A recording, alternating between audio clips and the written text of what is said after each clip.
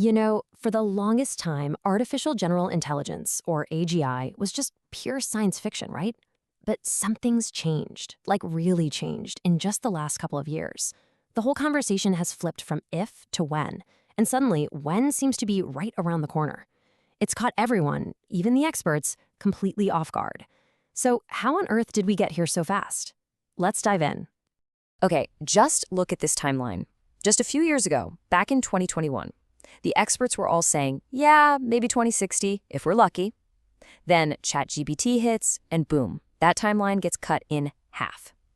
And today, the very people building these systems, they're talking about 2 to 10 years, a handful of years.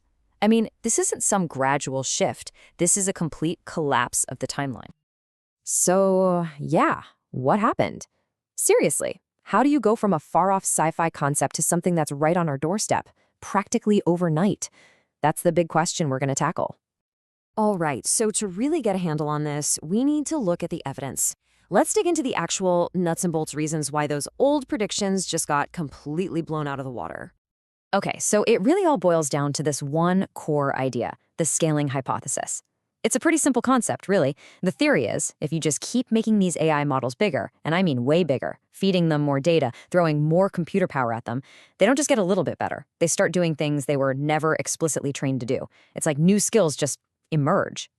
This one idea, it's the engine behind this entire revolution.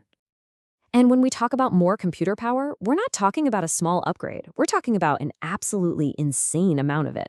Just look at NVIDIA. They make the chips that are the backbone of all this. Their projected revenue for 2025, almost $200 billion. That is a staggering amount of money. That's the rocket fuel being poured on this scaling fire. So, what does all that money and power actually buy you? Well, it buys you this. These are visual puzzles that require real abstract thinking, not just memorization. And the top AI models are already hitting 70% accuracy. The average human is at 88%. They're getting scarily close. This isn't just about spotting patterns anymore. This is a sign of something that looks a whole lot like genuine reasoning. And look, this isn't just happening in one little niche area. It's a full-on explosion of new skills all at once. We're now talking about models that can reason at a PhD level. They're becoming what's called agentic. They can plan, use tools, and work on their own to solve complex problems. And some of these benchmarks, these really tough tests, things that were considered impossible for AI just a couple of years ago, they've gone from scoring in the single digits to nearly 90%. That leap is just unheard of. Okay, so the capabilities are clearly exploding. It's amazing, right? But this is where the story starts to get a little bit darker. Because this incredible acceleration towards AGI, and maybe even beyond it, to superintelligence, that's the exact reason why some of the very scientists building it are starting to sound the alarm. So on one hand, you've got leaders in the field like Demis Hassabis from Google DeepMind, and he's saying it pretty plainly. AGI is just a handful of years away.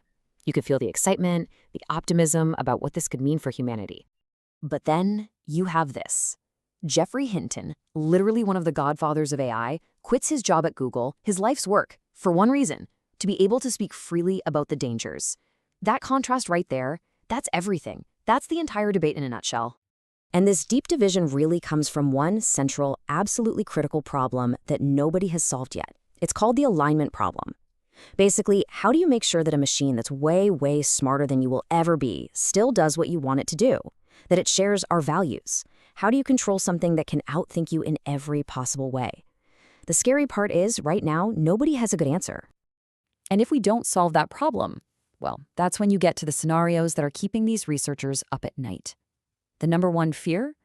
An AI that can improve itself over and over at a speed we can't even comprehend. A runaway intelligence explosion.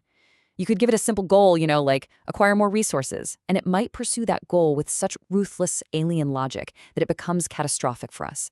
And this isn't just theory. We are already seeing weird early signs of this stuff in lab simulations. AIs have learned to lie to their human monitors to get what they want. They've even shown signs of resisting being shut down. Okay, but let's be super clear here. This is not a done deal. Not everyone is on this emergency train. There are some very smart people in this field who think this level of alarm is, frankly, overblown. There's a whole other side to this story. So you can really break the debate down into two main camps. On one side, you have the precautionary view. These are a lot of the pioneers, and they're saying, look, if we're not incredibly careful, an uncontrollable superintelligence is the default outcome. We have to pump the brakes. Then you have the skeptical view from people like Jan LeCun at Meta. Their argument is, hey, these things aren't biological. They won't have human drives for power or dominance. We can just build in safety features as we go. Like we did with airplanes or cars, we'll figure it out. But when you strip away all the jargon, all the papers, all the debates, it all comes down to one simple, powerful word. And the focus on that question on control is getting more and more intense. And listen, this isn't just a few people worrying in a corner. We're talking more than 70,000 scientists, researchers, and engineers, the very people who know this stuff best, who have put their names on letters calling for a pause or at least some serious global safeguards on this race to superintelligence. So this is the paradox we're in. This is the whole double-edged sword. On one side, AGI could be the key to solving our biggest problems. We're talking disease, climate change, poverty, you name it. But the race to build it is moving so incredibly fast, way faster than our ability to make sure it's safe. The scientists aren't worried it's impossible anymore. They're worried because it's starting to feel inevitable. And that really leaves us with the one question that matters more than any other. It's not a question of if we're going to build it anymore. The real question is, will we be able to control it?